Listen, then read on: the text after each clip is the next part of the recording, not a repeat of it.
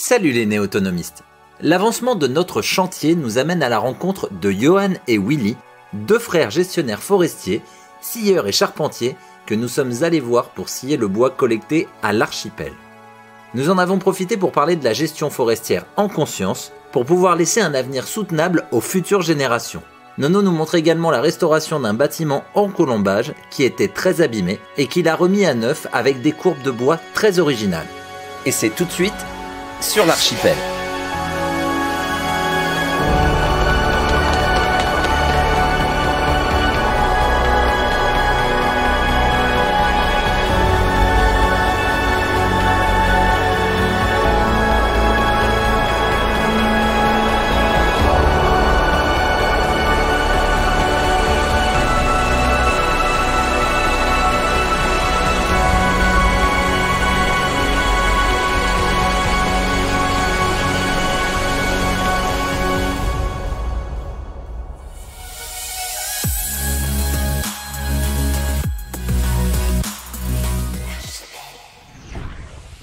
Bon Nono, on est avec des amis forestiers qui sont aussi scieurs. Est-ce que tu peux nous présenter où on est et après on va les interviewer s'il te plaît? Alors aujourd'hui on vous présente Willy et son frère Johan qu'on verra tout à l'heure. Et on est venu avec Brian pour scier les troncs chez eux. Mais avant ça on voudrait les présenter et présenter leur activité parce qu'ils font quelque chose de très spécial. Ils partent de la forêt à la charpente. Donc ils font tous les postes, ils vont prélever les arbres, ils travaillent avec des propriétaires dans la forêt pour valoriser les bois locaux et les amener directement à la construction. Alors Nono, j'ai une petite question. Là on passe par des scieurs parce qu'on va gagner du temps, mais comment ils faisaient à l'époque pour te scier des... Comment ils faisaient? Alors il y avait les scieurs de long, donc les gens travaillaient avec des scies et sciaient de long, mais la plupart des bois comme on a fait, et les bois de colombage qu'on a prélevés chez Brian, à l'archipel, ils étaient équarris à la hache, donc les gens équarissaient à la hache et travaillaient le plat à l'herminette. Tu connais des gens qui font ça, qu'on aille voir un de ces quatre? On ira voir une confrérie dans la montagne, voilà, qui font encore toutes les traditions de sciage de long et d'équarissage des bois à la hache, et en plus ils fabriquent leurs outils eux-mêmes. En plus, parce que tu sais qu'on a des puristes qui nous diront peut-être qu'on va pas assez loin, alors que je trouve que déjà on va loin. Mais donc tu sais, si on nous pose la question, tu sais aussi comment on fait. Eh bien carrément, mais justement on s'appuie aujourd'hui sur un réseau local qui est autour de chez nous. Et grâce à eux, on peut se permettre d'avoir un bois qui a été luné, séché dans les serres où on est aujourd'hui, dans un environnement qui est proche de la forêt. Ouais. Et à partir de là, ils vont être sciés et mis en œuvre à peu près 2 ans entre un bois coupé, séché, préparé et scié et mis en œuvre. Eh bien, on va présenter leur projet. Voilà. Johan, Willy, donc maintenant que Nono vous a présenté, est-ce que vous pouvez nous expliquer comment on en arrive à gérer une forêt alors qu'on est charpentier? Le but avant tout, c'est de pouvoir travailler en filière complète, quoi. C'est-à-dire ne plus forcément passer par des fournisseurs qui nous fournissent du bois qui était coupé déjà hors lune, hors saison et qui ne vient pas forcément de bois locaux, quoi. Donc du coup, c'est le premier constat qu'on avait, pouvoir travailler du bois entre guillemets de meilleure qualité, donc plus agréable à travailler et qui sera posé pour le client dans de meilleures conditions aussi. Et le fait de travailler en filière courte, du coup, il y a aussi plus la question des délais, des devis, etc. À nous aussi de valoriser à mieux nos arbres. Tel arbre va plutôt servir pour faire une belle panne, tel arbre plutôt pour du petit bois. À nous aussi, le tri est très très important en forêt, donc du coup, ça nous amène là-dessus, sur un constat de filière courte et à la fois de valoriser du coup le bois au mieux, quoi. L'agriculture moderne a montré que même la monoculture n'était pas forcément la bonne technique par rapport à l'épuisement des sols et autres. Et donc du coup, c'est ce qui se passe aujourd'hui en forêt également, où les gens font des coupes, des replantations, mais toujours avec les mêmes variétés, des variétés qui sont rentables, quoi. C'est pas forcément notre intérêt.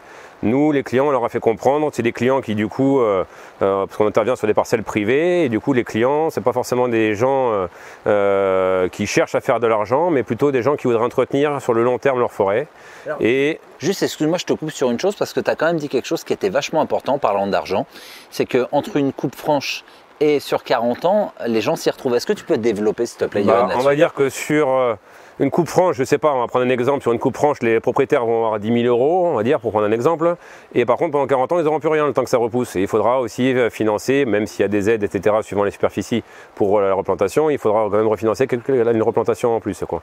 Donc, plutôt que de donner 10 000 € sur 40 ans, finalement, d'avoir 10 000 € sur 40 ans, on expliquait aux clients que c'était peut-être plus intéressant sur 40 ans d'avoir que 1 000 € par an, parce que nous, les coûts d'exploitation sont beaucoup plus importants. Le fait de travailler ça, on n'utilise pas d'engins lourds, on coupe le bois pardon, à la bonne lune, à la bonne saison. Les engins, le bois est débardé qu'en été pour justement pas faire de traces sur les sols et pas dégrader l'humus naturel.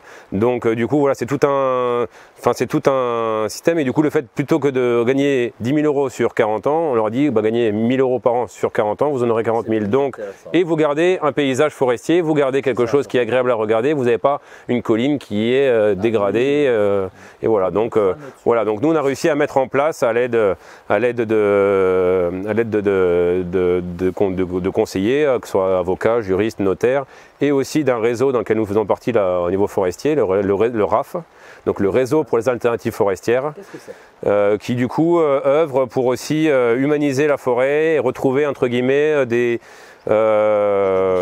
débouchés, voilà, travailler un circuit court et aussi arrêter le bois, finalement, le bois transformé et vendu on peut trouver à droite à gauche va avoir un prix aujourd'hui assez même indécent, je dirais presque par rapport aux dernières augmentations. Mais par contre, finalement, nous, le bois qui est sorti de forêt, le bois qu'on appelle bord de piste, quoi, au mètre cube, n'a très peu changé, les prix ont très peu changé en 20 ans finalement, quoi. Donc on travaille sur, je dirais, je gagne 4 fois mieux ma vie à peu près en charpente par exemple qu'en forêt.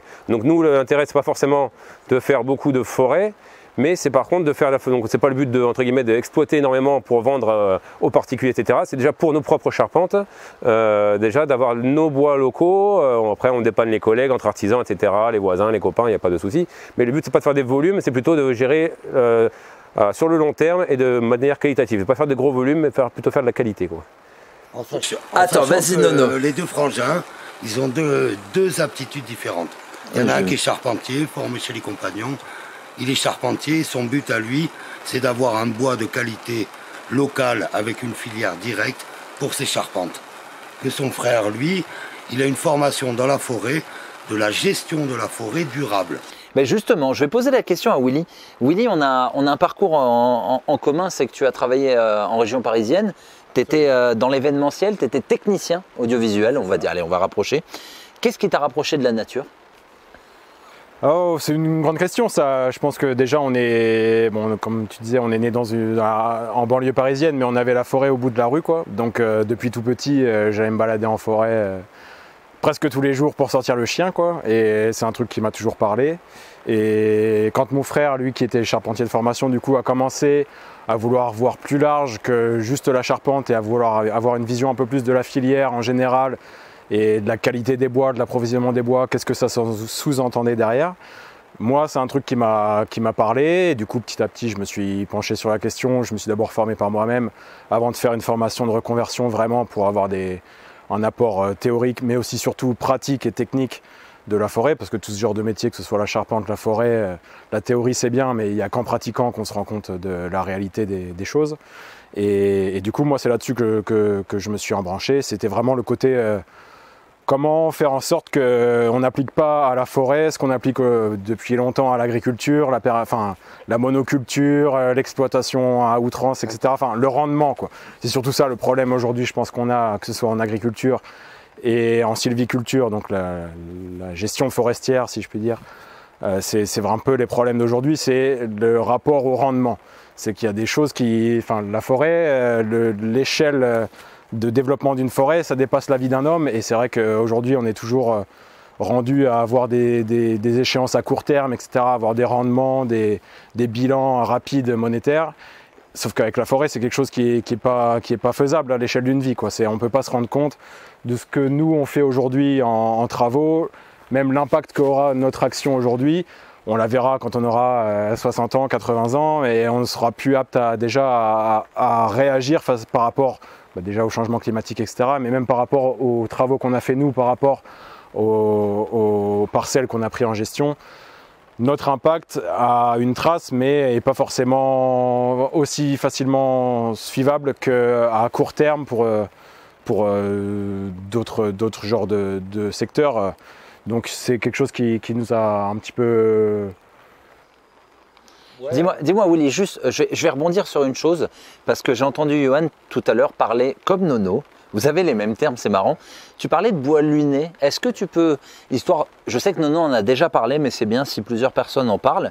Johan, est-ce que tu peux, et toi aussi si tu veux Willy, nous expliquer pourquoi pour toi un bois luné est plus important et quand est-ce qu'on coupe un arbre? Pourquoi tu as décidé d'aller quand même jusqu'au bout dans la gestion du bois? Qu'est-ce que ça t'apporte toi en concret quand tu fais une charpente? Tout simplement que les arbres déjà, bon, le fait en plus du fait d'être local, donc du coup d'être posé à l'endroit où il a poussé, donc dans les mêmes conditions climatiques. En plus de ça, le fait de le luner, du coup, il va être naturellement, comme la sève va être basse, il va être moins attaqué, moins sujetti à toutes les attaques de tout ce qui est insectes, champignons, et en plus de ça, le bois aura une stabilité bien plus importante, et même en séchage, on va gagner du temps, finalement, du temps de séchage, où nous, on pose nos bois en charpente qui ont plus ou moins un an et demi de séchage. Du coup, là, le fait de faire un bois luné, bah, facilement, on aura du bois qui, dans les mêmes conditions, coupé, on va dire 6 mois après, même du bois qui a été, même si nous on coupe les bois 6 mois après, on les coupe en hiver, le mec qui aura coupé son bois en été 6 mois avant, notre bois qui aurait été luné, du coup, aura des meilleures aptitudes à la pose que finalement s'il avait été coupé hors lune, quoi, finalement. Et vous coupez de quand à quand alors? Alors nous on a du coup plus ou moins, bon, suivant les années, et du coup bien sûr le climat, les saisons, les températures évoluent d'une année à l'autre, mais grosso modo on coupe 2 semaines, enfin 2 fois 5 jours du coup en décembre, pareil en janvier, en février. Donc ça nous laisse 6 semaines sur l'année pour du coup faire la coupe et le débit du coup de toute l'année. Bon, sachant qu'on fait pas beaucoup de bois de chauffage, on le fait pour la famille, les copains, quelques clients, mais c'est vraiment pas le but, quoi. Et le but c'est plus vraiment maintenant que la scierie est en route, partir vraiment sur du bois d'œuvre avec de belles qualités. On a la chance de travailler sur des parcelles avec beaucoup d'essences de bois différentes. Genre quoi? Est-ce que tu peux nous dire un petit peu? On a de l'acacia, du chêne, du frêne, du châtaignier, du hêtre, du sapin pectiné, du Douglas, c'est bien pour la du merisier, tout, enfin, chacun a sa propre utilisation. Voilà. Après, il faut savoir l'utiliser à bon escient. Mais par contre, oui, le fait d'avoir ça, du coup, ça permet surtout aussi d'avoir le choix aussi et même au niveau sylviculture, de ne pas vouloir prélever, avoir une essence, comme je disais tout à l'heure, de la monoculture. Nous, on ne va pas forcément prélever les plus gros arbres, les plus intéressants au niveau rendement, parce qu'en scierie, on parle de rendement aussi. Donc quand on va couper une grume, il va falloir aussi penser aussi qu'est-ce qu'on va pouvoir en sortir derrière. Donc nos arbres qu'on choisit, on va plutôt les choisir en fonction de qu'est-ce qu'on a à faire. Donc si on n'a pas besoin de faire des grosses pannes, des grosses poutres, on ne va pas forcément les choisir un arbre de 80 qui fait au pied, on va plutôt le laisser pour le jour où il aura une belle utilisation.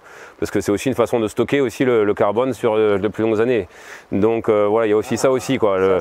Pour moi, le fait de brûler le bois, c'est la dernière étape, quoi. Faut qu'il ait servi déjà une fois, il peut être réutilisé une deuxième fois, voire une troisième fois, avoir plusieurs utilisations. Il peut servir en charpente, et après il peut être réutilisé pour je sais pas, faire le poulailler, puis finalement faire un banc dans le jardin, et jusqu'au moment où il sera trop dégradé, il passera à la cheminée. Mais l'étape voilà, où il est brûlé, pour moi, c'est là où il va lui relibérer le CO2 qu'il a stocké pendant ces années de pousse. Donc du coup, ça reste voilà, le dernier moment, quoi. En gros, la sylviculture douce, ça implique de ne pas prélever plus que ce qu'on a besoin, quoi, pour faire simple. En gros, on va savoir, nous typiquement sur un chantier de charpente, on va avoir besoin de X mètres cubes pour faire notre charpente.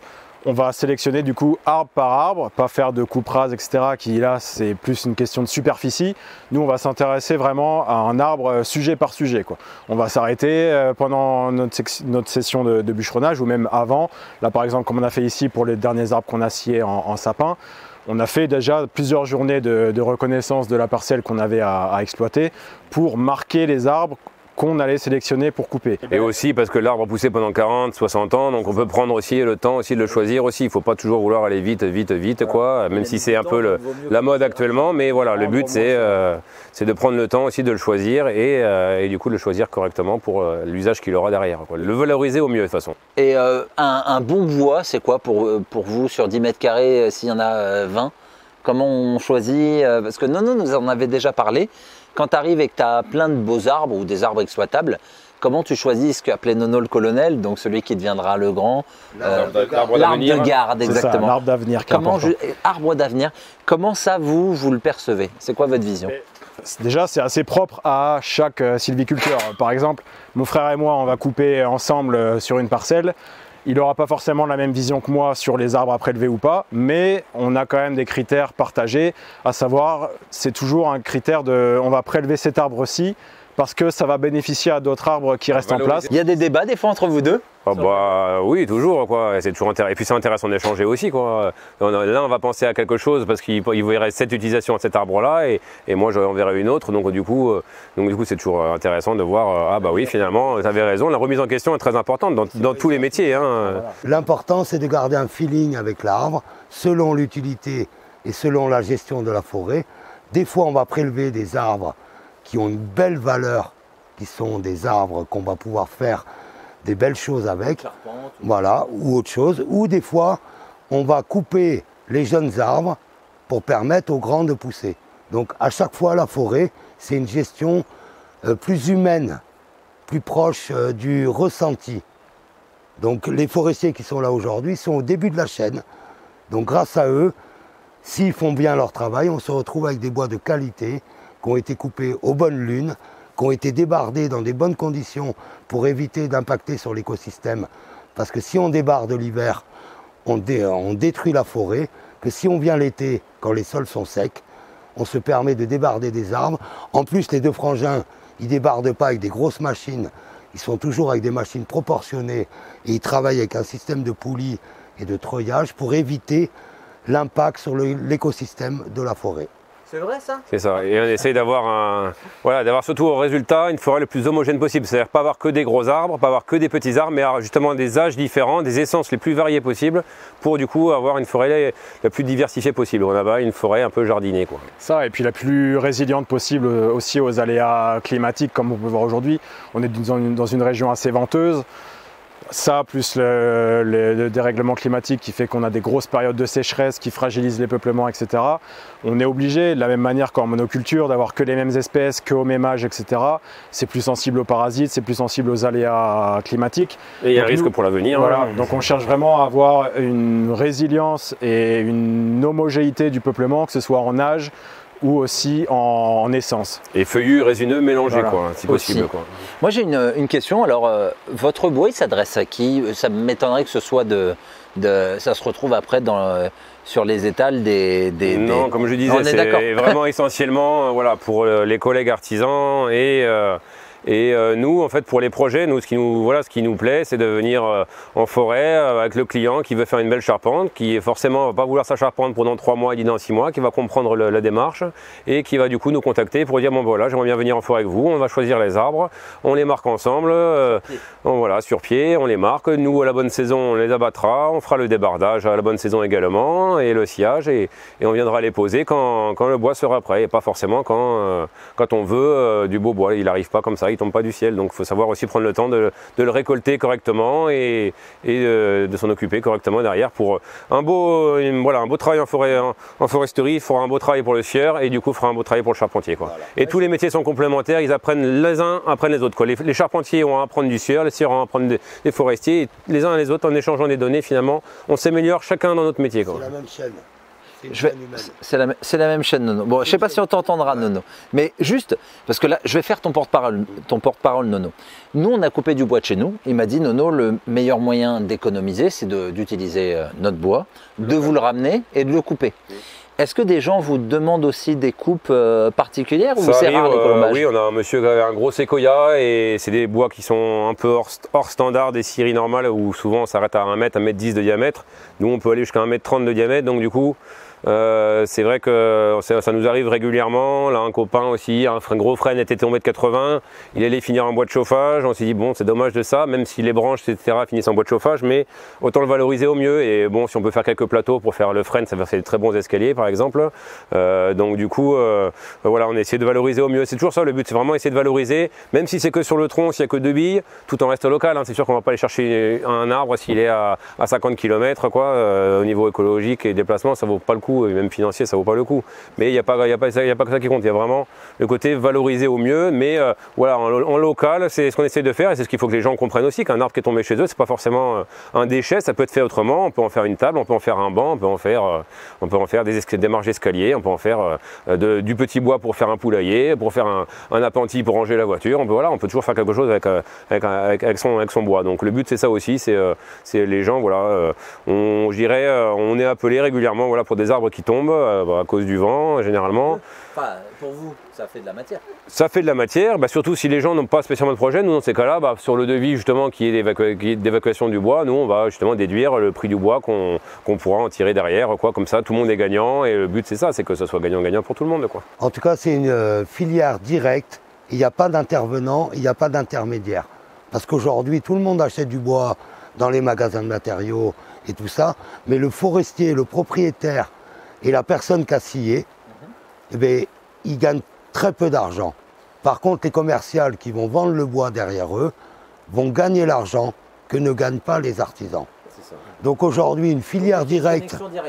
Donc ça veut dire que l'équipe qui est là, les deux frangins qui sont là, eux vont de l'arbre, de la forêt à la réalisation, avec toute la filière sans intermédiaire. Et même si économiquement, le rajout, la plus-value, le fait de vendre notre propre bois, forcément ça fait un peu plus de chiffres sur la fin de l'année, mais c'est pas forcément ça le but, c'est vraiment d'avoir le bois local et surtout à disposition, de pouvoir faire du sur-mesure quand on a besoin de faire du sur-mesure, parce qu'on bosse aussi pas mal comme Nono sur aussi tout ce qui est patrimoine ancien et monuments historiques, donc du coup c'est aussi ça, pouvoir aussi répondre à ce genre de marché aussi, voilà. Et après voilà, on est, comme disait dans la confrérie Nono, c'est beaucoup d'indépendants. Nous on travaille aussi entre indépendants, on a chacun sa structure, et après on intervient par convention, en groupement momentané d'entreprise. Ils font partie du mycélium. Voilà, en co-traitance, c'est pas de la sous-traitance, mais en co-traitance, quoi. Donc ce qui est très intéressant. Oui, on a beaucoup de contacts en commun. Après avec Nono, là, on n'a jamais fait de gros chantiers ensemble. On a déjà œuvré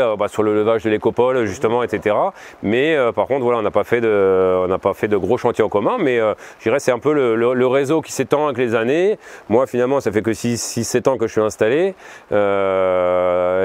Du coup, c'est le réseau qui petit à petit s'étend et qui finalement, les connaissances se font. Il n'y a pas besoin de faire de pub. Le bouche à oreille suffit pour faire ça. Le qualitatif paye par lui-même, quoi. Et en plus, la façon dont il coupe le bois. Alors, je réexplique. Vas-y.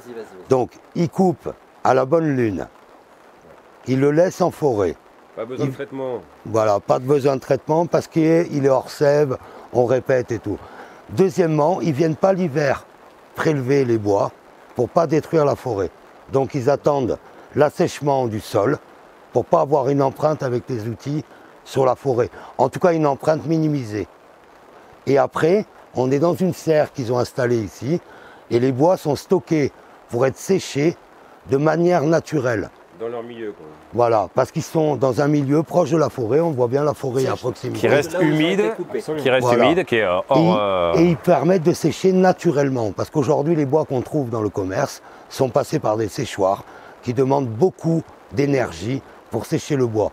Donc en fait la filière bois, elle est un peu... elle a une problématique, c'est tout de suite. Mais le bois, ça pousse en des années. Et si on veut un bois de qualité qui a été coupé au bon moment, qui a séché dans les règles de l'art, ça demande au bas mot 2 ans. Minimum. Pour avoir un bois qui a eu un processus naturel et qui n'a pas engendré de surcoût énergétique. Il y a 2 techniques. Il y a le bois d'œuvre comme ils font et le bois de qualité qui est valorisé. Ils demandent un processus de séchage pour être mis en œuvre. En charpente, il y a 2 écoles, je l'ai dit la dernière fois. C'est où on travaille le bois frais. Par contre, on doit orienter les bois par rapport à la déformation naturelle et on doit le verrouiller. On le montrera ensemble. Ou on attend que le bois est séché dans des bonnes conditions. À peu près, pour estimer, tous les mois, c'est 5 mm. Et pendant combien de temps? Imagine ton bois, il fait 20 cm. Tu multiplies 20 cm par 0,5 et tu as le temps de séchage qu'il faudrait.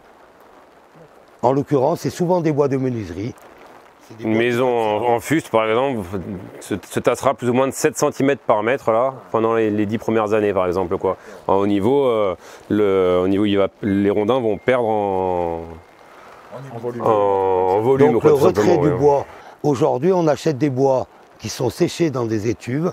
Dès qu'on les remet à l'humidité, ils regonflent, on les met en œuvre et on se retrouve avec des parquets, tout le monde a vu ça, avec des retraits de 5 mm entre les lames.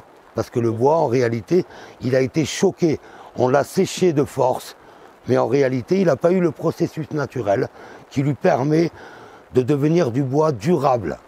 Donc, l'équipe qu'on a là, ils font tout le travail de la forêt, ils scient les bois au bon moment, et en plus, ils ont un processus de séchage naturel sous ces petites serres qu'on voit là autour de nous, qui leur permet de sécher dans une hydrométrie qui est bonne pour eux. Ce qui a engendré aussi le fait les 2 premières années du coup de ne pas pouvoir vendre nos propres bois, du coup le temps d'avoir le roulement justement, et c'est ça qui a été un petit peu compliqué au niveau financier au début du lancement de la structure, en plus des investissements, des machines, etc.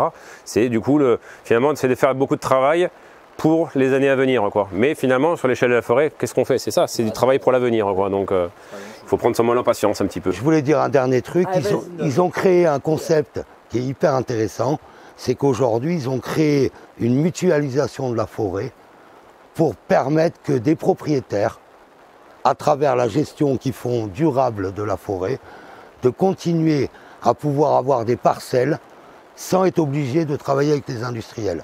Parce qu'ils n'en ont pas beaucoup parlé, mais le gros problème du bois en France, c'est que les propriétaires sont obligés de passer par les industriels pour pouvoir valoriser leur forêt. Et là, on a un exemple qui est flagrant. En fait, c'est par méconnaissance, souvent. C'est beaucoup par méconnaissance. Les 3/4 de la superficie forestière en France, ça appartient à des propriétaires privés et non pas à l'État, comme beaucoup le pensent.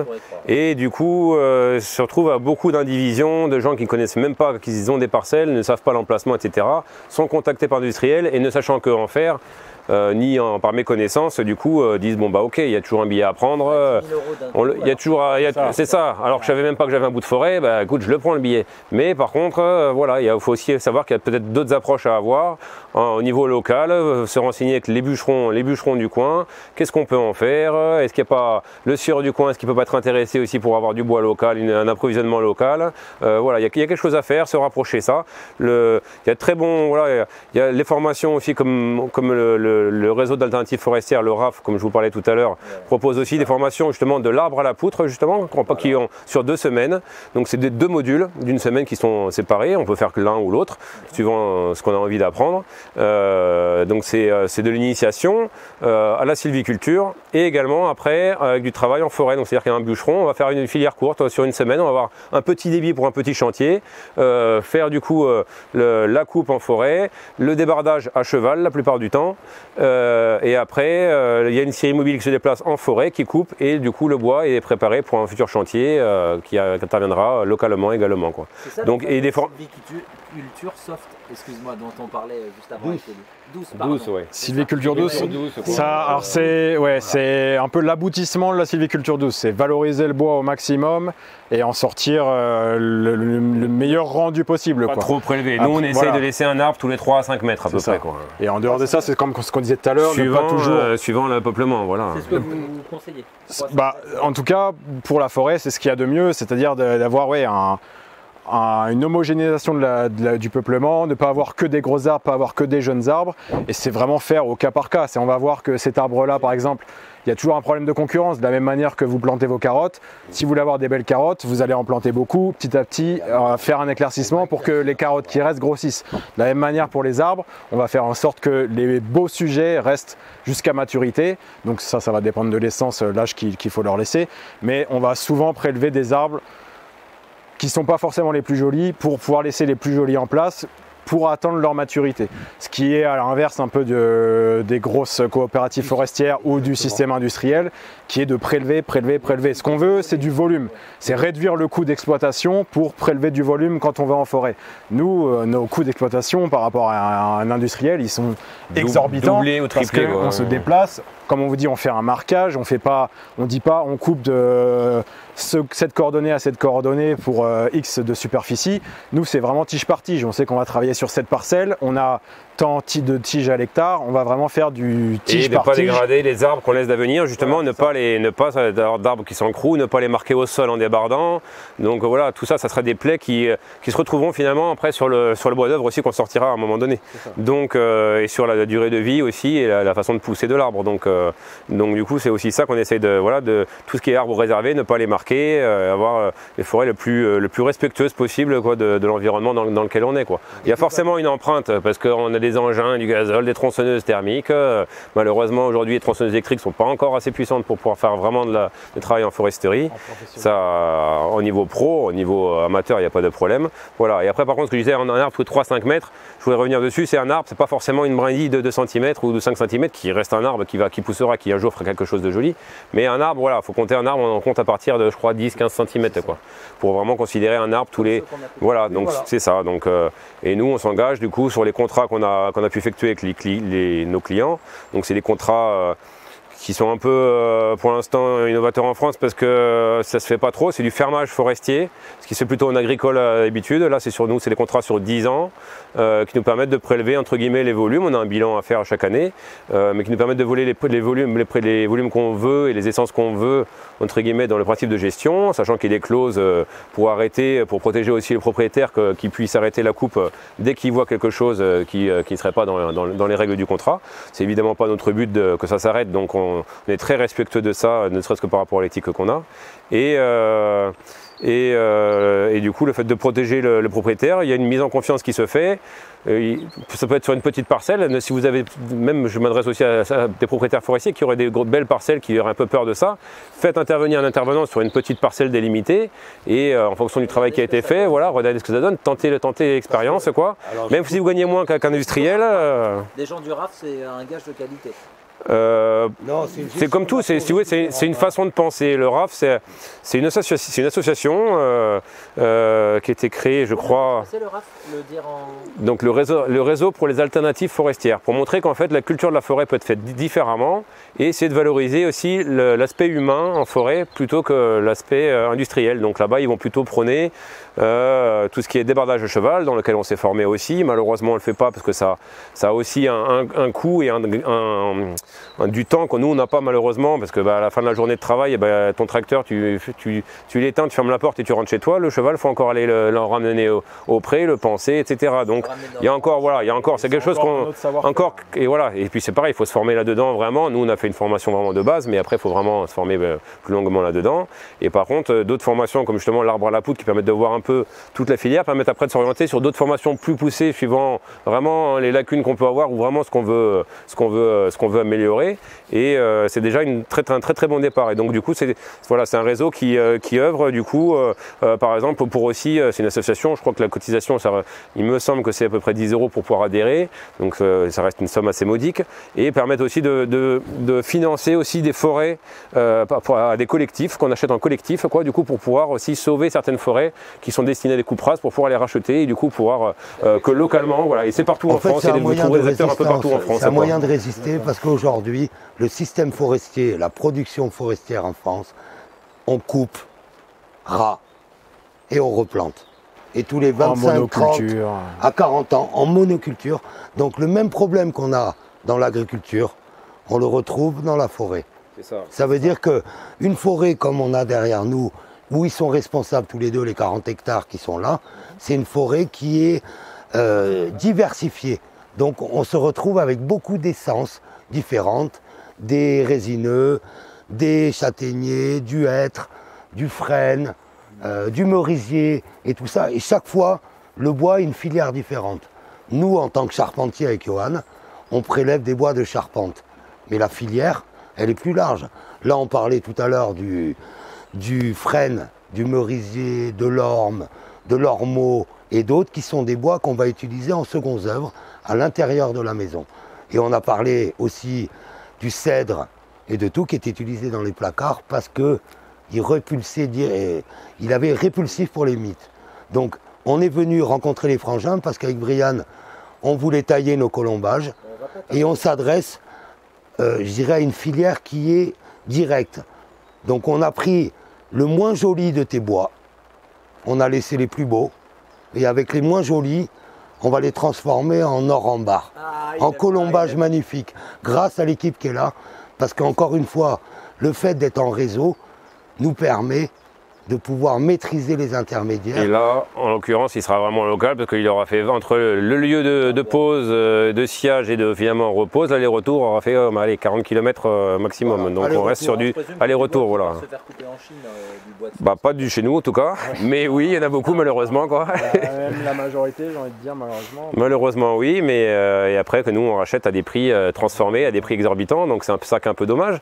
Mais bon, après je pense que c'est quelque chose qui peut encore changer. En tout cas, il faut y croire et faut essayer d'œuvrer un petit peu chacun à sa façon dans ce sens-là, quoi.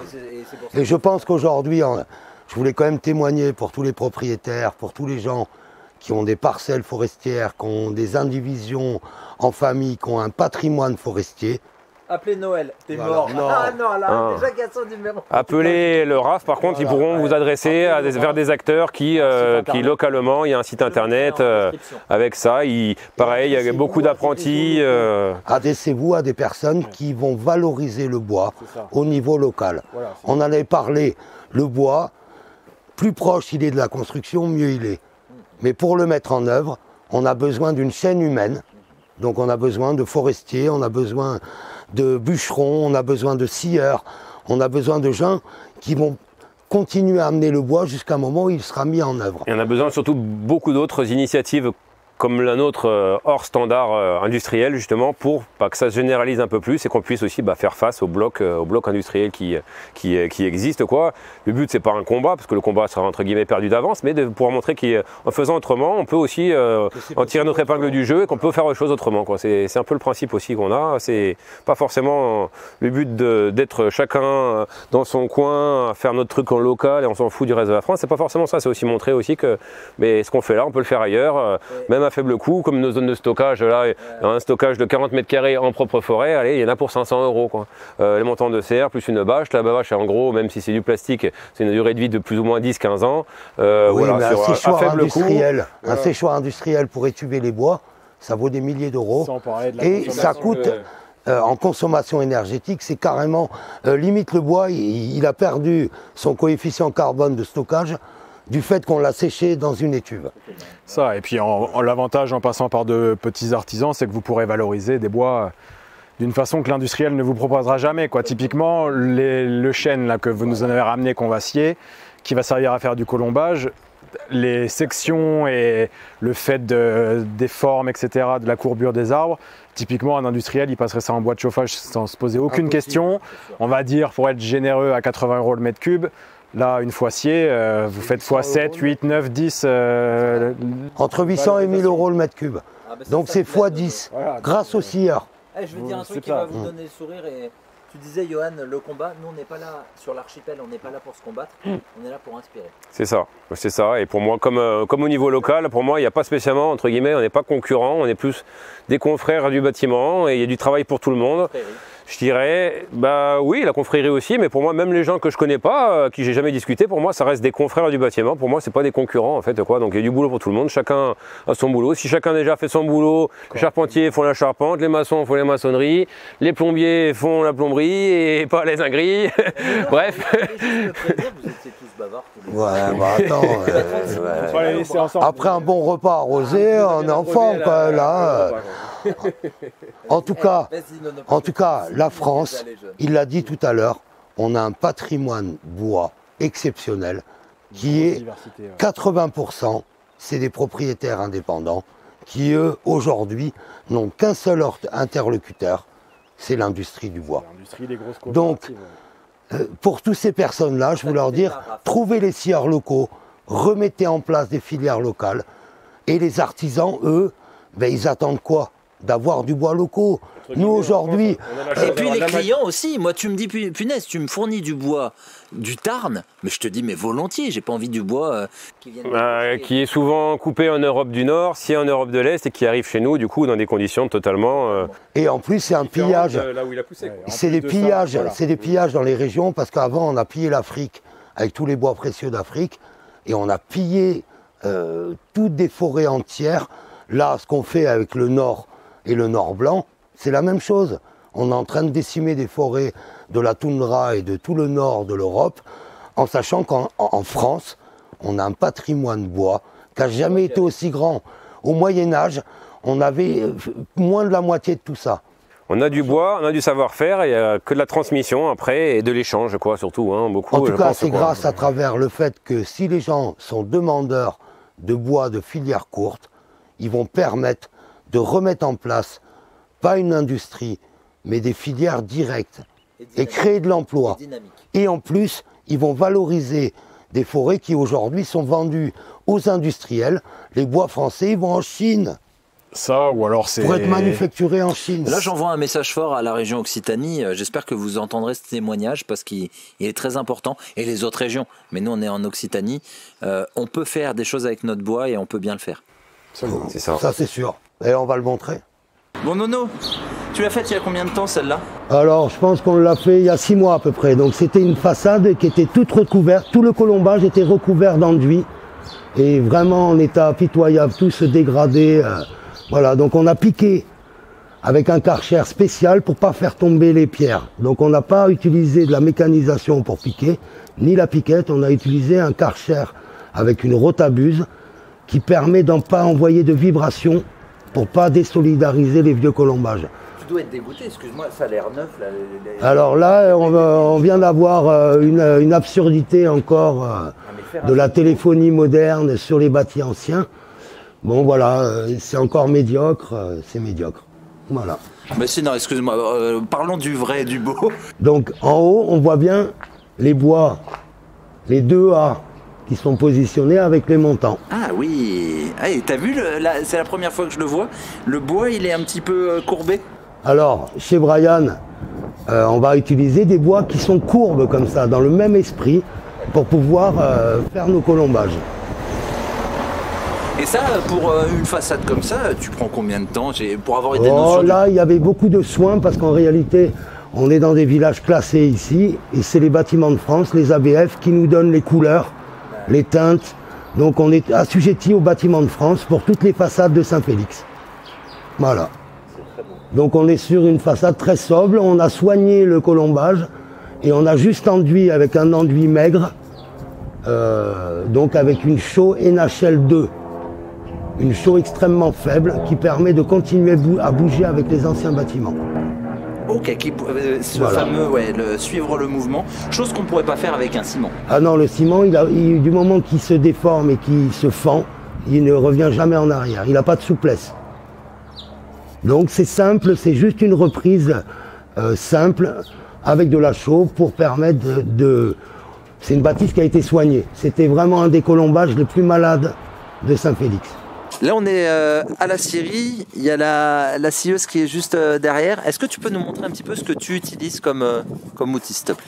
Alors, pour la scierie, là, on voit bien que Nono et Willy, mon frère, sont en train là d'écorcer les troncs en préparation du sciage pour les colombages. Bon, après, il reste un pré-débit à faire déjà pour déjà sélectionner un petit peu par rapport aux longueurs qu'on a besoin, c'est-à-dire les hauteurs de mur, sachant qu'après, sur les jambages et les jambes de force et autres qui seront un peu plus longues, du coup, voilà, il faut prévoir un peu de marge. Les lisses basses aussi, elles seront sûrement mises en mi-bois, du coup, parce qu'il n'y a que des petites longueurs, donc on ne pourra pas faire des grandes longueurs de mur. Pareil pour les lisses hautes. Du coup là voilà, on est en train de réaliser là un pré-débit déjà pour déjà après passer moins de temps aussi l'acier en route à du coup consommer du carburant ou de l'électricité pour pas grand chose. Donc là ce qu'on fait, on gagne du temps, on optimise le temps après au niveau du sciage quoi.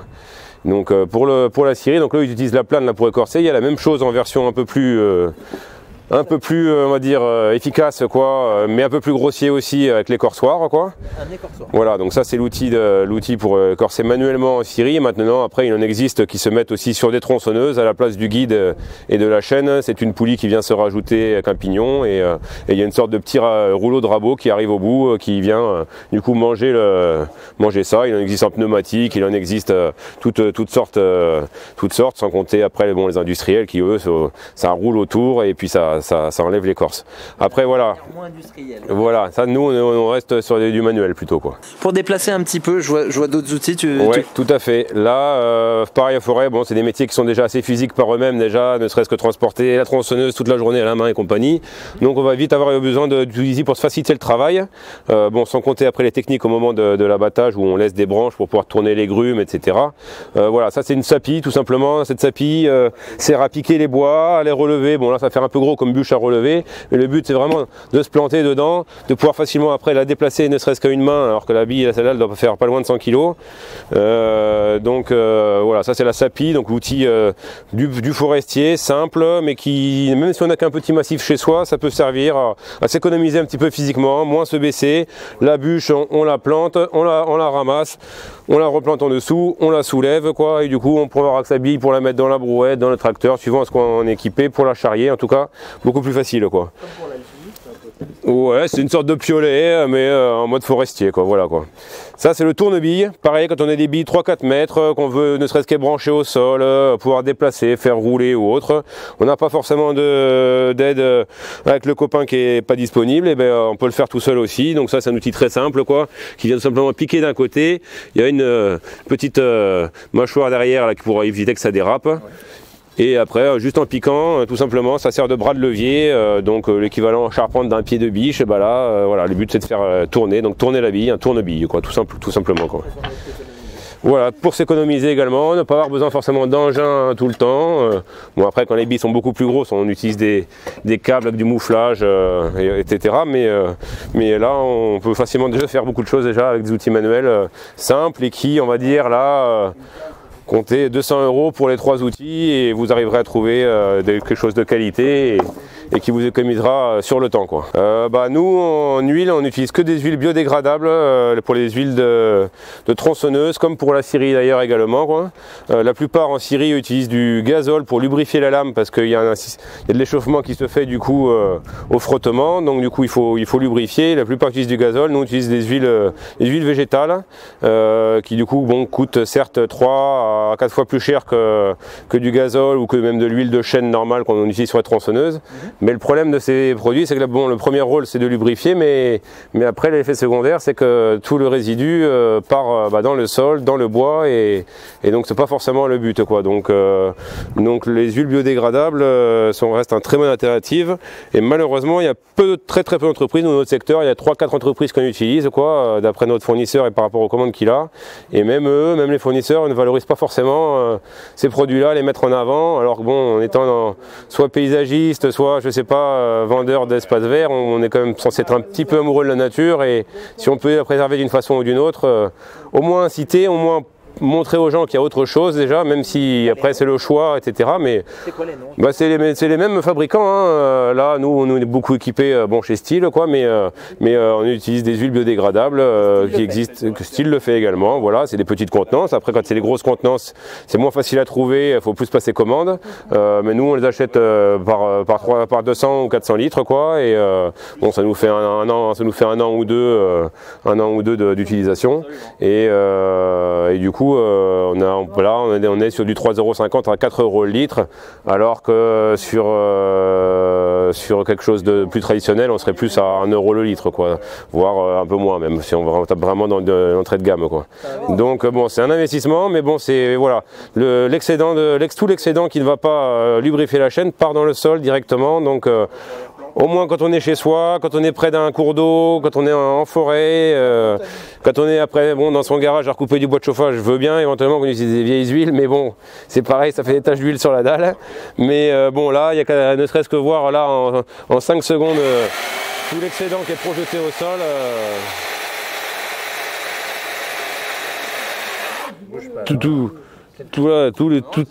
Tout le peu qu'il y a là, tout ça, c'est voilà, c'est ce qui n'a pas lubrifié la chaîne, et c'est ce qui part dans le sol, c'est ce qui part dans vos plantes, dans votre potager si vous coupez à côté du potager, donc si vous pouvez éviter, et dans vos bois aussi que après vous utilisez dans votre intérieur, si c'est pour y mettre du pétrole, bon, ça reste pas forcément l'idéal, on va dire, quoi. Dis-moi, là par exemple, je vois un bel arbre. Noël, il disait, nous on achète des arbres sur pied. Si celui-là que je voulais te l'acheter, ça vaut combien par exemple? J'aurais du mal à te donner un prix parce que déjà pour moi, il n'a pas l'âge d'être récolté. En plus de ça, c'est un arbre qui est en bas de pente, donc c'est assez bien de le garder pour la retenue des sols. Et c'est une parcelle où on a déjà travaillé, donc là on a déjà prélevé ce qu'il y avait à prendre. C'est ça. Donc là, pour nous, si on l'a laissé, c'est que celui-là méritait d'être laissé par rapport à d'autres. Tu vois, c'est ça. On a déjà eu une récolte, tu vois. Typiquement sur cet arbre-là que tu montrais, on a une souche juste en dessous, qu'un arbre qui était encore plus en pente, qui avait a priori une banane, enfin, qui devait être moins conforme. Souvent les arbres de bordure, comme on appelle ça, ils ont souvent des grosses branches du côté, justement où ils ont la lumière. Ouais. Donc on a dû préférer récolter cet arbre-là de bordure, en sachant que cet arbre-là était destiné à faire du petit sciage, donc du litho, de la volige, etc. Pas forcément des grosses sections. Ouais. On a préféré récolter cet arbre-là en laissant celui-ci, qui certes a une petite banane en début, mais par contre qui est assez peu branchu et qui est bien droit, et qui lui, dans 10-20 ans, aura gagné en volume et sera là par contre intéressant à récolter pour du sciage de sections plus importantes de panneaux ou autres, quoi. Donc c'est vraiment, nous c'est vraiment là-dessus qu'on se focalise, c'est chaque arbre, on prend le temps de le regarder et de voir l'effet qu'aurait sa récolte sur les autres arbres alentours. On est souvent, nous c'est ce qu'on appelle le marquage par le haut, c'est on va sélectionner cet arbre-ci parce que l'enlever celui-là bénéficie à plus d'arbres que si on enlevait un bel arbre qui bénéficiait à d'autres arbres un petit peu plus rabougris ou autres, quoi. Et le fait de laisser les plus gros arbres également, c'est eux qui finalement sont les semenciers du coup pour la régénération naturelle. Donc nous, excuse-moi, tu peux développer semencier pour les gens finalement, c'est les gros arbres, les gros chênes, même pareil pour les résineux, qui vont avoir le petit gland qui va tomber, qui va du coup voler un petit peu au vent et répartir et refaire du coup les plantations à venir. Et du coup, si on regarde là, peut-être pas là sur le plan qu'on a là, mais on peut facilement retrouver un peu plus haut des endroits où même du résineux, qui n'a pas une régénération énorme par rapport à du feuillu, pousse naturellement parce que les gros arbres ont été laissés et du coup, ça évite de replanter et du coup, il pousse là où il a envie. Et surtout, nous, on va pas dire, je ne vais pas choisir une essence pour dire je voudrais ça comme arbre à cet endroit-là. Si il y a un hêtre qui pousse, c'est que le hêtre il se plaît. Si c'est un châtaignier, c'est un châtaignier. Et si c'est un sapin, c'est un sapin. Ouais, vous laissez naturellement, c'est pas vous qui plantez. On travaille naturellement, quoi. On ne travaille pas du tout comme peuvent le faire l'industriel, à te fournir la prestation, abattage, même dessouchage, endénage, etc. et replantation. Nous, on travaille, notre prélèvement se fait pour que, déjà, on ait toujours un couvert forestier homogène, et que ce soit la forêt qui se renouvelle elle-même comme elle le sent, j'ai envie de dire. Si on va voir qu'on a une poche plus propice à du hêtre ou du chêne ou du châtaignier, et qu'à côté de ça, plus haut, on va avoir un petit peu de poche de résineux, c'est la nature elle-même qui va sélectionner par rapport à la station où on se situe. Voilà, à tel endroit, il va y avoir une belle régénération de sapins, donc on va privilégier le sapin à cet endroit-là. Voilà, nous, on part sur une base de mélange de forêt naturelle et de plantation. Notre but, c'est vraiment de convertir ça dans une forêt homogène et d'avoir le plus d'essence possible et de diamètres différents. C'est d'avoir du gros, du petit, pour pallier aux besoins qu'on aura à l'avenir. C'est d'avoir toujours une ressource. Moi, je rebondis là-dessus en disant qu'aujourd'hui, on n'est pas sur des plantations en ligne avec des coupes franches et tout ça. On est sur une gestion de la forêt avec une empreinte naturelle. Il vient de dire que ce qui est important, c'est de garder les arbres, les parents de la forêt. Parce que c'est grâce à eux qu'on, naturellement, les semis poussent. Et ne pas tout enlever de la forêt aussi. Tous les rémanents, tout ce qui est les souches sont coupées ras de terre, elles ne sont pas arrachées, elles sont laissées pour qu'elles se minéralisent. Les déchets, que ce soit les branches ou autres, c'est pareil, on ne va pas les vendre aux industriels pour aller faire du pelé et compagnie. C'est fait aussi pour nourrir le sol, pour nourrir du coup le sol d'avenir qui fera du coup pousser les futurs arbres. Donc il faut tout laisser, il faut laisser un maximum du coup en forêt. Pareil sur les troncs, même sur un beau tronc, on va laisser une partie pour que les insectes aillent aussi un peu à manger aussi. Et plutôt que d'aller attaquer un bel arbre qui est en pleine santé, ils vont plutôt aller, ils sont comme nous, ils vont aller au plus facile, quoi, hein. Donc du coup, ils vont plutôt aller manger ce qui est plus facile à manger, qui est au sol et qui est plus tendre, plutôt que quelque chose qui est bien dur, qui pousse encore et qui est plus dur à attaquer. Donc c'est ça aussi, c'est de protéger un peu notre forêt en le faisant le plus naturellement possible, quoi. Voilà, et là tu peux voir là, dans la direction où tu filmes, c'est une parcelle sur laquelle on a fait un premier travail d'amélioration sur cette pointe-là. On voit qu'on a pas mal d'essence, on a du hêtre, du châtaignier, du chêne, et en résineux, on a du sapin pectiné et du Douglas.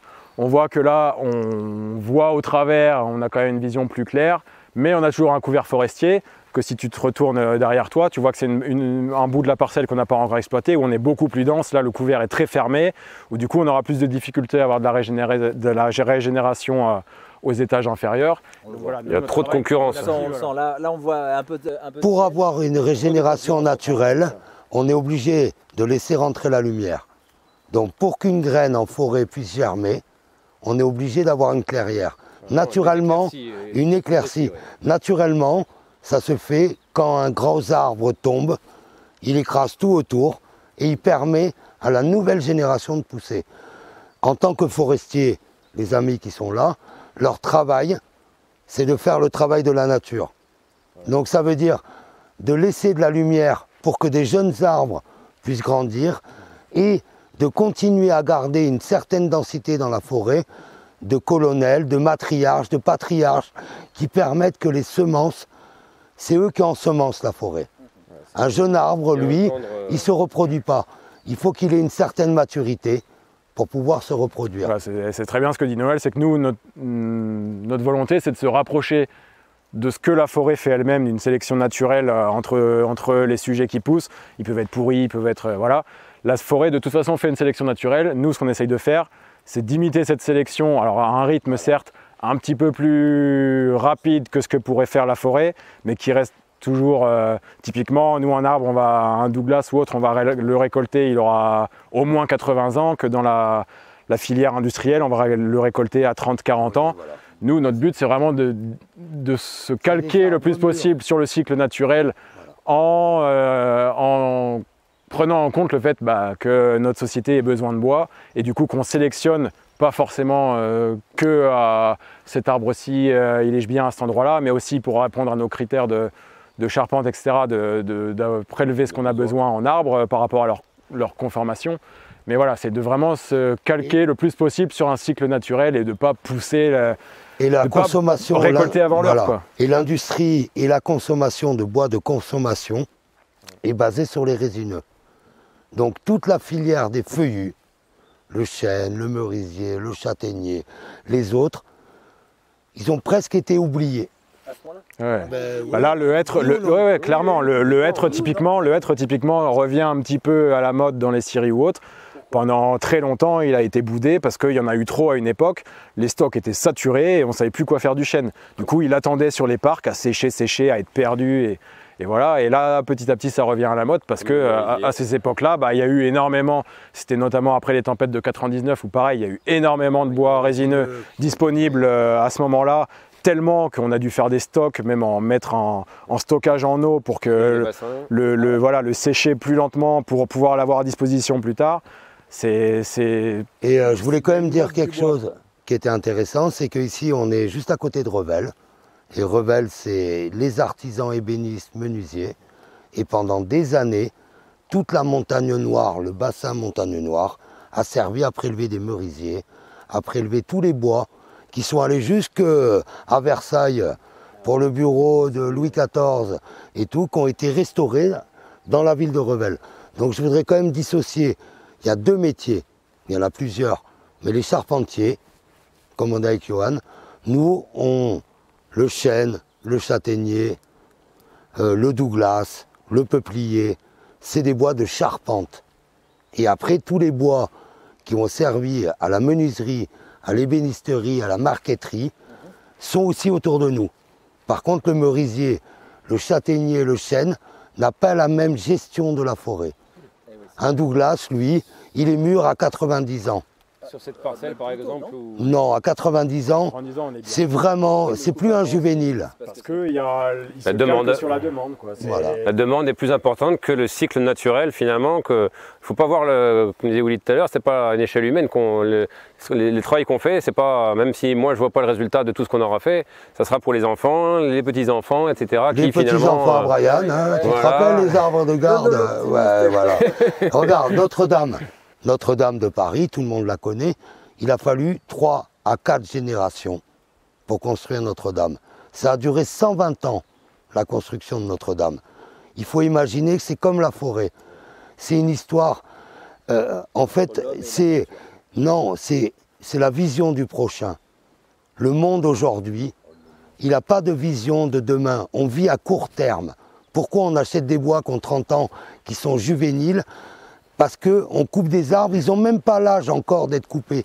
Mais on les coupe par souci de rapidité. Non, c'est pareil, les poules, elles meurent à 6 ans, alors que ça peut aller plus loin. Pareil, on les tue, les veaux, les vaches... Enfin, je suis d'accord. Mais dans le respect du cycle naturel de chaque arbre, il y a des âges où ils sont mûrs. Regarde, par exemple, le merisier, il y a un certain âge, il est bien. Et à un moment, il se dégrade. C'est ça, et puis... Donc tu le coupes trop jeune, ça va pas. Tu le coupes trop vieux. De même que la densité, c'est pas forcément, ça va être vraiment en fonction du sol, des conditions climatiques et de l'entourage. Là, par exemple, on est sur une parcelle où il y a beaucoup de châtaigniers, trop de châtaigniers. Il n'y a pas assez d'air qui passe entre, là on le voit pas trop ici, c'est pas représentatif, mais on en voit beaucoup plus de l'autre côté du vallon. Et le châtaignier, du coup, quand il est trop serré, il y a des maladies qui se développent, des chancres qui se développent, des champignons, qui du coup font sécher le bois sur pied et qui du coup l'arbre perd de ses qualités du coup après. Et donc on pourra faire éventuellement du bois de chauffage, mais plus du bois d'œuvre, quoi. De travailler avec la forêt nous permet réellement d'éclaircir, d'éviter les attaques des champignons et tout le reste. Et encore une fois, de choisir le bois au moment où il est le meilleur. Voilà, on voit Willy qui va nous le montrer. On a un très beau spécimen là ici. Ça, c'est un vrai bois de garde. Pourquoi? Alors, il a très peu de branches. Ils ont travaillé autour, on voit les souches qui ont été coupées.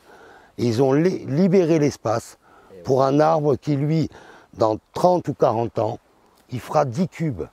10 mètres cubes, donc un arbre. Il fera plus que tout ce qui est autour. En sachant que la qualité du bois, elle sera exceptionnelle. Pourquoi? Déjà, il est extrêmement droit, on peut le voir. Et du moment qu'on va continuer à lui laisser la place pour grandir, on aura vraiment... Aujourd'hui, la densité du mètre cube sur un hectare, c'est 600 arbres à l'hectare. Enfin, énorme. Ça c'est au début de plantation.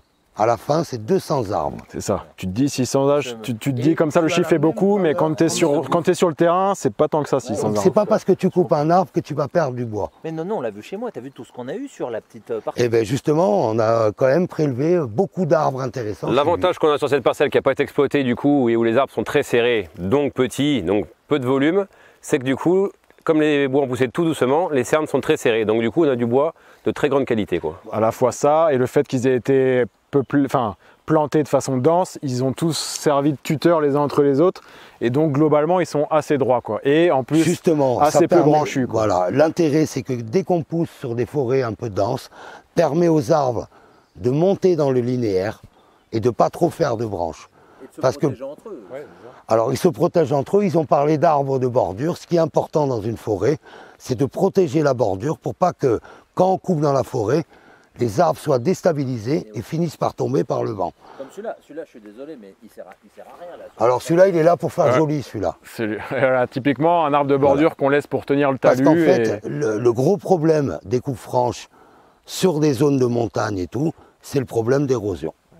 Mais là, on essaye de prélever le moins possible de feuillus parce qu'il y a une dominance de résineux. Donc pour équilibrer aussi le sol, on essaye de laisser un maximum de feuillus. Donc les feuillus qui seront vraiment pas jolis, qui auront pris une branche, qui seront fait casser en abattant un arbre, même si on essaye d'éviter, on en prélève le moins possible pour du coup avoir une homogénéité feuillus, résineux également qui se fasse aussi et que le sol du coup soit de meilleure qualité pour du coup mieux nourrir du coup. Et je voulais dire quand même, non mais je voulais quand même donner une parallèle. Ce qu'on voit là, c'est un pied franc. Ce qu'on a devant nous là, c'est un arbre, un ancien châtaignier, c'est des mattes de châtaignier. Donc au niveau qualitatif... C'est pas mal déjà ça, c'est une CP, d'accord. Je suis d'accord, mais au niveau qualitatif, on n'aura jamais la qualité d'un bois qui a un pied franc, qui est une pousse franche. Là on voit qu'on est passé, on a déjà fait une première passe, où on a déjà sélectionné, on voit qu'il y a déjà quelques-uns qui ont été enlevés, on a déjà fait une première passe, et dans... je sais pas, 10 ans, il faudra refaire une autre passe pour, sur ces mâts-là, peut-être en enlever 1, 2 de plus, et peut-être repasser encore 5 ans après pour en enlever un de plus, pour arriver finalement à n'avoir peut-être que 2 sur les 8 ou 10 qu'il y avait, mais de meilleure qualité, quoi. Et ça va permettre aux 2 que vous allez laisser d'être énormes. Et d'avoir plus d'énergie aussi pour pousser correctement, quoi. Ben, c'est un peu comme le vin, hein. Il y a le vin de soif. Et il y a le vin de garde. Non, mais c'est pas une connerie ce que je dis. Il y a le vin au quotidien qu'on boit, donc c'est le bois qu'on va utiliser. Et là, on a des grandes bouteilles. Là, on a un millésime, là. Voilà. Ça, c'est un arbre qui mérite d'être gardé dans la forêt, déjà pour les semences, pour la protection, parce que c'est des arbres protecteurs de la forêt. Et c'est des arbres qui, si on le coupe maintenant, c'est donner du petit lait au cochon. C'est ça, et puis en plus l'arbre aura prélevé plus au sol, etc., que ce qu'il n'aura rendu derrière en stockage de carbone, en création d'oxygène, etc. Donc c'est vraiment ça l'équilibre à trouver entre le moment où on a besoin de bois pour tel usage et en plus de ça par rapport à la maturité des arbres, voir est-ce que c'est le moment de prélever cet arbre là ou pas, quoi. Et le fait de trop ouvrir aussi, le fait d'avoir des trop grosses éclaircies, donc pas des clairières justement, vraiment le fait d'avoir des trop grosses éclaircies, le problème c'est qu'aussi il y a une sous-végétation qui pousse qui du coup concurrencera aussi la régénération naturelle. Donc il y aura forcément de la repousse, comme ici on voit, ça a été fait il y a 2 ans, on voit que ça commence à repousser du houx, de la ronce, en dessous il y avait du genêt, on voyait voilà, différentes sous-végétations. Mais il faut que cette sous-végétation, même si pendant 5, 6 ans, 10 ans, elle sera présente, à un moment donné, les houppiers reprendront la lumière et il y aura de nouveau moins de lumière qui pénétrera en forêt. Et, Regarde, ils ont créé une clairière là. Ouais, tu vois le jeune arbre qui est là, ici? Ouais, le petit là, ouais. Alors, on l'a dit tout à l'heure, dès qu'on ouvre la lumière dans la forêt, c'est valable pour la forêt amazonienne, mais c'est valable pour nos forêts à nous permet à la régénérescence. Et donc, les gens aujourd'hui, qu'est-ce qu'ils font? Ils rasent les forêts à blanc, ils ne laissent pas repousser les arbres, ils replantent. Mais naturellement, on a un processus, si on respecte la forêt, qui permet qu'on a toujours du bois de toutes les catégories différentes. On a les juvéniles, on a les adolescents, et après on a les patriarches. Dites-moi une question sur 100% des forêts françaises, combien sont gérées comme vous êtes en train de me dire? 1%. Je ne saurais pas te donner un 0,5%. pourcentage. Très compliqué, c'est vraiment minime. Ah, mais oui. c'est minime, mais c'est pas inexistant. Nous déjà, ne serait-ce que dans le coin, on en connaît déjà quelques-uns qui travaillent comme ça. Donc, quand il y a Nico, Mathias, Étienne, déjà, rien que, on n'est pas un gros réseau. Moi, je suis pas d'ici, on n'est pas né ici, et rien qu'avec ça, déjà, on en connaît. Donc, non, ça se trouve, quoi. Il faut juste à un moment donné trouver le bon contact qui va vous permettre d'accéder à vos demandes et pas être intéressé que par l'argent. Nous, par rapport aux conditions d'exploitation, le fait de faire la filière complète, la charpente aide bien du coup à pouvoir prendre plus de temps en forêt, quoi. C'est vrai que si on fait que ça toute l'année, c'est pareil, ça dépend des parcelles, mais c'est pas forcément tout le temps évident. Nous ici on est un endroit où c'est pentu, les arbres sont pas de gros diamètre par rapport au manque d'éclaircie qu'il y a pu avoir. Entre guillemets, pour faire du rendement au niveau mètre cube, c'est pas l'objectif, quoi. Par contre, par rapport à la démarche qu'on a à faire des petits volumes finalement de prélèvement annuel, des petits volumes de charpente à vendre et à poser, finalement cette parcelle va très très bien, quoi. Donc ça y est, maintenant on a apprêté le bois. Et on va passer donc à la coupe. On va couper plusieurs faces. Nono, est-ce que tu peux nous expliquer, après avec la Dream Team, comment on va opérer, comment ça fonctionne? Alors, on est là pour scier les bois aujourd'hui. Donc, on les a bien apprêtés, on les a écorcés, on a enlevé tous les nœuds. Et maintenant, on va passer sur la grosse scie, une CD5, qui va nous permettre de pouvoir couper un plat ou 2 plats selon les morceaux de bois. Tu peux nous raconter un peu l'histoire de cette grosse belle machine? Alors là, je vous laisse les frangins qui vont répondre sur la machine. C'est une mobile? C'est une machine? Alors c'est une machine de fabrication française qui est des années 80-90, qui se fabrique encore en neuve. Et du coup, l'avantage qu'il y a, c'est que c'est un ruban horizontal. Donc là, sur le principe, on voit sur les troncs d'arbres, là, il y a des griffes de chaque côté qui viennent griffer le tronc d'arbre pour qu'il reste immobile. Et c'est le bâti de scie, donc c'est la tête de scie qui va avancer sur l'arbre et après reculer. Contrairement à la plupart des scieries standards où finalement la tête de scie est fixe et c'est le chariot qui porte la grume qui va avancer et reculer et faire avancer du coup le débit, quoi. Donc là, nous, c'est un peu l'avantage qu'on a avec ce ruban horizontal, c'est qu'en effet, on peut l'adapter sur une série mobile, c'est-à-dire que le châssis qu'on a, en gros, dans un jour, journée, on peut facilement le démonter, le remonter ailleurs. Dans la journée, tout peut être réinstallé pour scier à un autre endroit. C'est pas notre cas pour l'instant, mais on peut facilement le mettre sur un châssis polybène, ce qui sera peut-être le cas notre jour.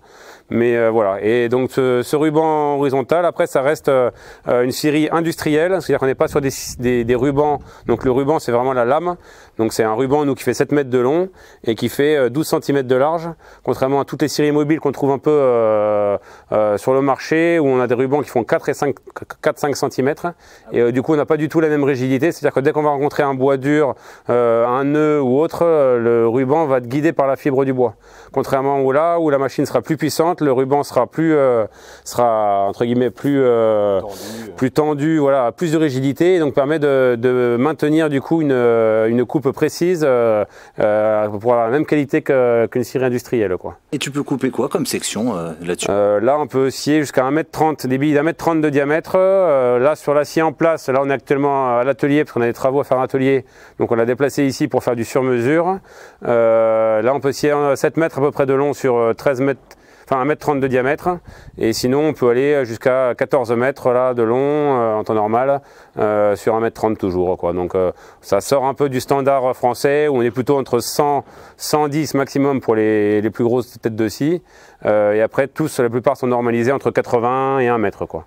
Contrairement en Europe du Nord où là on est plus entre 60 et 80 par rapport tout simplement à la taille des grumes qui sont sur place, quoi. Je reprends ce que vient de dire Johan. Aujourd'hui dans l'industrie, les bois qui sont sciés ont un diamètre à peu près standard, comme les tomates ou les patates. Voilà, tout le monde a vu, c'est calibré et tout. Donc cette scie permet de scier des arbres hors gabarit. Donc c'est des arbres qui en général ne sont pas pris par les scieries habituelles parce que le gabarit est trop gros. Il y a plus de rendement, mais entre guillemets, la praticité de sciage est moindre et un peu plus complexe. Donc du coup, ça intéresse moins les industriels, où ils devront avoir éventuellement une opération visuelle ou manuelle à faire, contrairement à s'ils prennent du 60, 80, 1 mètre, où là finalement c'est leur laser et leur machine qui calcule tout le débit et qui est optimisé pour ça, quoi. Donc là, nous, voilà, on va être encore une fois sur on est hors standard un peu de ce qui se fait actuellement, dans le but de pouvoir aussi racheter aussi des billes de pied que les industriels ne veulent pas. Du coup, et là on a le plus de rendement finalement dans l'arbre, et donc du coup on achète ces bois moins chers que du bois plus petit, et il y a plus de rendement à faire dedans. Donc c'est aussi intéressant pour nous de travailler avec ce type de machine, quoi. Et on peut se permettre de scier des sections de bois qui sont vraiment à la limite du sciage, parce qu'aujourd'hui c'est un exercice un peu compliqué qu'on va faire avec les deux frangins, c'est de scier des petits bois, des bois qui sont jamais utilisés par les scieurs. Là, tout passerait chez eux, là, des bois comme ça, tout passerait en bois de chauffage, quoi, là, sur des bois. Il n'y a pas assez de rendement pour eux là-dessus. Donc, Et l'intérêt de ce genre de scie, c'est que la plupart du temps, elle peut être amenée en forêt.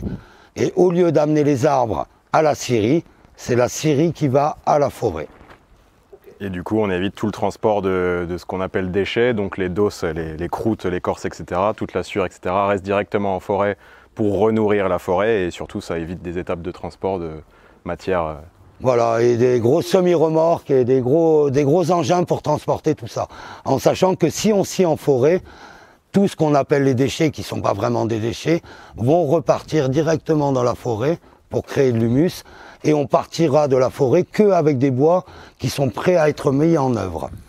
Nono, est-ce que tu peux nous dire combien on va faire de faces, comment on va opérer? Alors l'idée, on revient, nous on est là pour faire des colombages. Donc tout le jeu aujourd'hui, c'est d'orienter les bois et de trouver la partie la plus plane pour pouvoir couper un plat dessus.